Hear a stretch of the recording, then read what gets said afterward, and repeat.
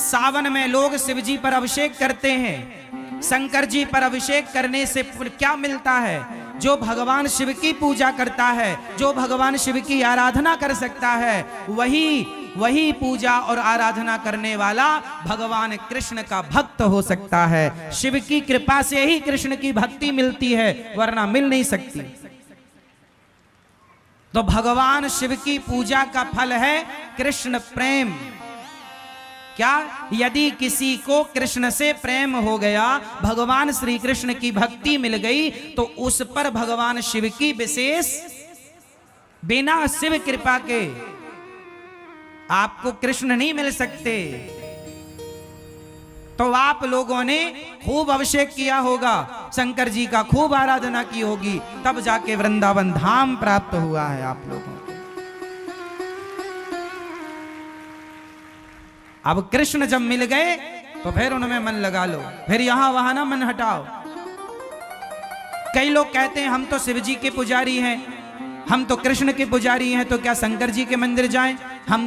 हम शिव जी के पुजारी हैं तो क्या? अरे तुम समझते नहीं हो, तुम्हें समझ नहीं है। शंकर जी के मंदिर जाओ और शंकर जी से कहो, हे भोलेनाथ, जितनी भक्ति आपके हृदय में है, जितना प्रेम आपके हृदय में है भगवान के प्रति, श्याम सुंदर के प्रति, राम के प्रति, उसका एक अंश भी आप कृपा करके दे दें। हे नाथ, मेरा भी मन भगवान श्री कृष्ण के चरणों में, श्री राधा रानी के चरणों में लग जाए। तो कृष्ण कौन है? बोलो मेरी मां, कृष्ण कौन है? जिनके द्वार पर शंकर जी हाथ जोड़कर खड़े हैं। मैया, ओ यशोदा मैया। हाँ बाबा। अरे मैया, बड़ी दूर से आयो हूं, एक बार अपने छोरा को दर्शन कराए दे। मैया बोली, बाबा रुक, वहीं बैठो रही हो। मैया, यशोदा मैया कह रही है, शंकर जी रुको। शंकर जी रुक गए। वो भगवान जिनके दर्शन के लिए भगवान शंकर द्वार पर खड़े हैं और क्या कहते, मैया एक बार दर्शन कराए दे। मैया बोली, बाबा तेरी शकल बड़ी डरावनी है, मेरो छोरा देखेगो तो डर जावेगो। अरे मैया ना डरेगो, एक बार तो लाला को दर्शन कराए दे। मैया बोलती हैं, बैठो यहां, अभी हमारो लाला सो रहे हो, जागेगो तो दर्शन कराएंगे। शंकर जी बैठे इंतजार कर रहे हैं कन्हैया के जागने का। लो, वो कृष्ण हैं। शंकर जी कौन है? जिन्होंने काम को जलाकर भस्म कर दिया। शंकर जी की तीसरी आंख खुले तो पृथ्वी जलकर भस्म हो जाए। वो सर्व सामर्थ्य शंकर जी, वो शंकर जी जिनके अंदर सृष्टि का पल भर में संहार करने का पावर है, पल भर में सृष्टि को मिटाने का सामर्थ्य है। वो शंकर जी हाथ जोड़े द्वार पर खड़े हैं कृष्ण के आगे। वो कृष्ण कोई सामान्य तत्व है क्या मेरी मां? वो भगवान है। एक बार शंकर जी ने जहर पिया था, आप सबको ये बात पता है। समुद्र मंथन हुआ, जहर निकला, किसने पिया? शंकर जी ने पिया। एक बार शंकर जी ने जहर पी लिया। अब बताओ, जहर यदि हम लोग पी लें तो मर जाएंगे? आप लोग पी लें तो मर जाएंगे? मर जाओगे। लेकिन शंकर जी ने इतना सारा जहर पी लिया, मरे नहीं। हम जहर पी लेंगे तो मर जाएंगे, शंकर जी ने जहर पिया, नहीं मरेंगे। वो शंकर जी जो इतना जहर पी कर ना मरे, क्या उनसे कोई इंसान अपनी होड़ कर सकता है, अपनी तुलना कर सकता है? वो शंकर जी जो देवाधिदेव महादेव हैं, जो कामदेव को जलाकर भस्म कर देते हैं, वो शंकर जी गोपी बनकर उस रास में जा रहे हैं भगवान श्री कृष्ण के। वो कृष्ण तत्व है जिनके पास शंकर जी जा रहे हैं, तुम उन्हें हल्के में ले रहे हो। कृष्ण को कोई सामान्य तत्व समझ रहे हैं आप लोग क्या? कृष्णात् परम किमपि तत्व महम न जाने। कृष्ण से भी श्रेष्ठ कोई तत्व है ये मैं नहीं जानता।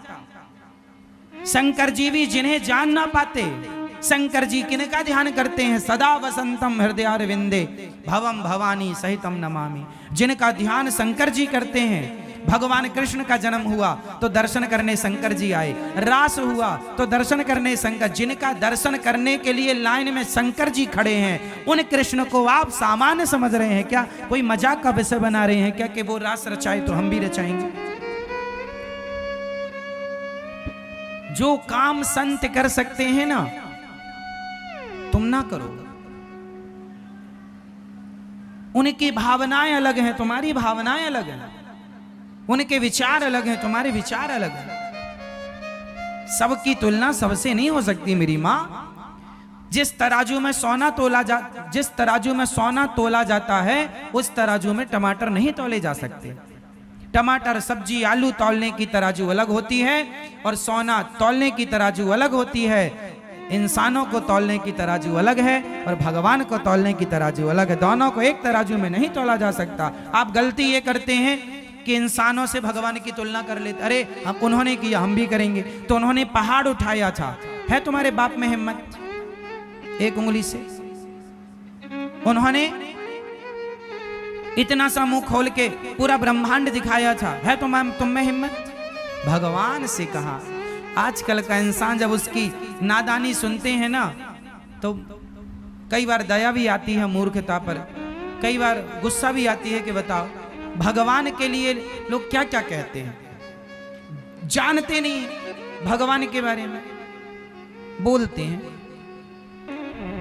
वो रास रचा रहे हैं, वो भक्तों पर कृपा कर रहे हैं। उस रास में शंकर जी भी सम्मिलित हो रहे हैं। पार्वती जी से कहते हैं जरा हमें भी आज श्रृंगार करो, जरा चूड़ी पहनाओ, जरा साड़ी पहनाओ, और लगा के बिंदिया पहन के साड़ी, चाल चले मतवाली। भगवान शंकर चल रहे हैं। जो नारद जी, बड़े बड़े ऋषि मुनि साधु संत, कौन नहीं उस रास में आया? स्वयं वशिष्ठ जी सामान्य है।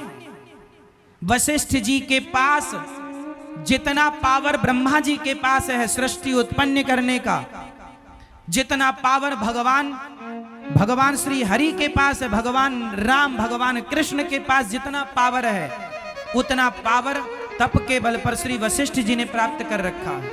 वशिष्ठ जी चाहें तो एक अलग सृष्टि बना सकते हैं। वशिष्ठ जी इतने पावरफुल, अलग ब्रह्मा बना सकते हैं, अलग सृष्टि की रचना कर सकते हैं। एक बार विश्वामित्र जी ने कहा मैं भी कर सकता हूं। एक बार विश्वामित्र जी और वशिष्ठ जी में कहा सुनी हो गई। वशिष्ठ जी इतने पावरफुल थे तो विश्वामित्र जी को लगा मैं भी करूं। आपको पता नहीं होगा, एक बार विश्वामित्र जी ने तो नई सृष्टि प्रारंभ भी कर दी थी। नई सृष्टि, और वो नई सृष्टि क्या है जानते हो? नहीं, ये जो नारियल होता है, ये नारियल ब्रह्मा जी की बनाई सृष्टि नहीं है। एक बार विश्वामित्र जी को गुस्सा आ गया कि मैं चाहूं तो नई सृष्टि कर लूं, तो कहा कि कर लो, तो वो करने लग गए। तो उन्होंने, अब भाई सृष्टि के लिए आदमी लोग चाहिए, स्त्री पुरुष, तो उन्होंने पिंड बनाना शुरू किया। जिस पिंड से इंसानों का जन्म होता, तो सबसे पहले वो पिंड, जैसे चिड़िया पहले अंडा देती है, स्त्री और पुरुष के गर्भ में भी तो एक, ये समझो कि स्त्री का रज, पुरुष का तेज जाकर मिलता है तो एक कलल बनता है। उसी तरह सबसे पहले अंडा तैयार हुआ तो आपने देखा नारियल में दो आंखें होती हैं। ध्यान से देखा, पानी भरा होता, जैसे बच्चे मां के पेट में पानी भरा होता है, पूरा अंडा जैसा प्रोसेस होता है नारियल का। नारियल वो सृष्टि की शुरुआत करने लगे अपनी तपोबल से, मैं अलग सृष्टि बनाऊंगा। ऐसे फिर उन्हें समझाए भैया अलग ना चलो, विश्वामित्र जी को समझाए। इसलिए नारियल तोड़ने की परंपरा बनी कि नारियल भी एक जीव है, जैसे हम हैं ऐसे ही लगभग नारियल। इसलिए हमारे यहाँ पशुओं की बलि ना चढ़ा करके विश्वामित्र जी की सृष्टि के जो लोग थे, जो शुरुआत थी बाद में की नहीं गई, उस नारियल को तोड़ करके कहा गया कि हमारी तो यही बलि मान लो प्रभु, यदि आपको बलि चाहिए तो नारियल की बलि। इसलिए हमारे यहाँ बकरे की बलि नहीं चढ़ाई जाती, नारियल की बलि चढ़ाई जाती है, क्योंकि उस सृष्टि को मान्यता नहीं मिली गई। फालतू जाता तो उपयोग करो, चलो यही करो। तो वो भी इंसान की शुरुआत थी नारियल, वो ब्रह्मा जी की सृष्टि में नहीं आता नारियल। नारियल को प्रकट करने वाले विश्वामित्र जी हैं। विश्वामित्र जी तो कम पावरफुल हैं, वशिष्ठ जी तो इतने पावरफुल हैं जस की तस ये सृष्टि को मिटा के फिर बना सकते हैं। वशिष्ठ जी राम जी के गुरु वशिष्ठ जी, आज भी वशिष्ठ जी हैं। कश्यपोत्री वशिष्ठस्य विश्वामित्रोथ गौतमा जमदग्निर भरद्वाज, ये 7 सप्तर्षि होते हैं। सुना आप लोगों ने? आप लोगों ने सुना? सप्तऋषि पुच्छल तारा देखा होगा, सप्तऋषियों को आकाश में देखा होगा, एक साथ रहते हैं। वो सप्तऋषि होते हैं। कौन कौन है उनमें? कश्यप, कश्यपोत्री, अत्रि, कश्यपत्री, कश्यपोत्री वशिष्ठ, वशिष्ठ कश्यपोत्री वशिष्ठस्य, विश्वामित्र, विश्वामित्र भी उसमें है। कश्यप, कश्यपोत्री, अत्रि अनसुईया माँ के पति, कश्यपोत्री वशिष्ठस्य विश्वामित्रोथ गौतमा, गौतम ऋषि अहिल्या के पति, कश्यपोत्री वशिष्ठस्य विश्वामित्रोथ गौतमा जम, कश्यपोत्री वशिष्ठस्य विश्वामित्रोथ गौतमा जमदग्निर भरद्वाज। जमदग्नि मतलब परशुराम जी के पिता, जमदग्निर भरद्वाज, भरद्वाज जी। भरद्वाज जी का नाम सुना होगा, रामचरितमानस में भरद्वाज जी का उल्लेख। राम जी उनके आश्रम भी गए थे, श्री भरद्वाज जी के। भरद्वाज मुनि बसई प्रयागा, प्रयागराज में रहते थे। ये सप्त ऋषि हैं जो इतने पावरफुल हैं, सातों के अलग सृष्टि कर सकते हैं। ये सारे ऋषि, इन सब के ऊपर होते हैं भगवान शंकर, इंद्र के, देवताओं के राजा इंद्र। इंद्र के ऊपर इंद्र हाथ जोड़े खड़े रहते हैं भगवान शंकर के आगे। सबसे पावरफुल हैं सृष्टि में ऋषि। ऋषियों से देवता जो है ना, देवता पावरफुल नहीं होते। ये ऋषि लोग चाहें तो देवताओं को जहां चाहें, इंद्र को श्राप दे दिया था गौतम ऋषि ने, जा तेरे पूरे शरीर में योनि हो जाए। अहिल्या का जब चरित्र बिगाड़ने गए, 1000 योनि छिद्र हो गए थे पूरे शरीर में, मुंह दिखाया नहीं गया इंद्र से कहीं। बाद में फिर आंख के रूप में परिणित हो गई। इंद्र की 1000 आंख हैं। पहले योनियां थी, पूरे शरीर में योनि छिद्र, योनि लंपट थे ना, तो श्राप से योनि हो गई, फिर वो आंखों में तब्दील हो। देखिए हमारे यहाँ का साइंस, यहां ही आंखें नहीं, पूरे शरीर में आंखें हो सकती हैं। आप पूरे शरीर से देख सकते हैं, इंद्र पूरे शरीर से देखते हैं।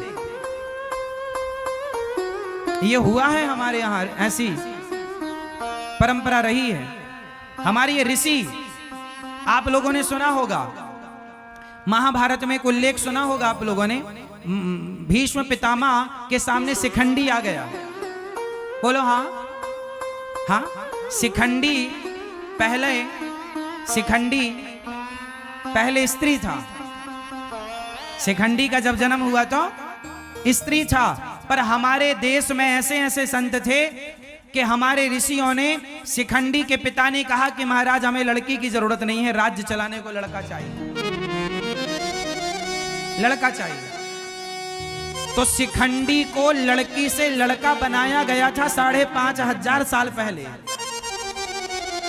यह टेक्नोलॉजी थी। आजकल भी साइंस के द्वारा स्त्री लिंग परिवर्तन हो जाता है, लेकिन आज के में एक समस्या है कि यदि स्त्री को पुरुष बना दिया, आजकल भी प्लास्टिक सर्जरी के द्वारा स्त्री को पुरुष बना दिया जाता है और पुरुष को स्त्री, लेकिन जो पुरुष स्त्री बनता है तो स्त्री योनि तो हो जाती है, लेकिन पुरुष जो स्त्री बनेगा वो कभी मां नहीं बन सकता।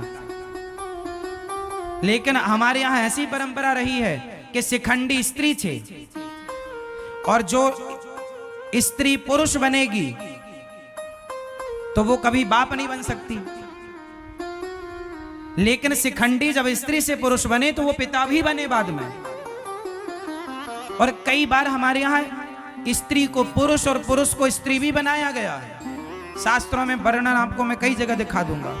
हमारे यहाँ ये सारी टेक्नोलॉजी थी, प्रयोग कम करते थे क्योंकि जरूरत नहीं थी, सिद्धांत उद्देश्य अलग अलग थे। तो वो ऐसे ऐसे ऋषि मुनि जो सृष्टि बना सकते हैं, अलग सृष्टि कर सकते हैं। स्त्री को शिखंडी इसका उदाहरण है, महाभारत में कथा है इस बात की कि शिखंडी पहले स्त्री थे, बाद में पुरुष हो गए, इसलिए भीष्म पितामह ने उन पर बाण नहीं चलाया। बाद में पुरुष हुए तो क्या हुआ, जन्म से तो स्त्री है।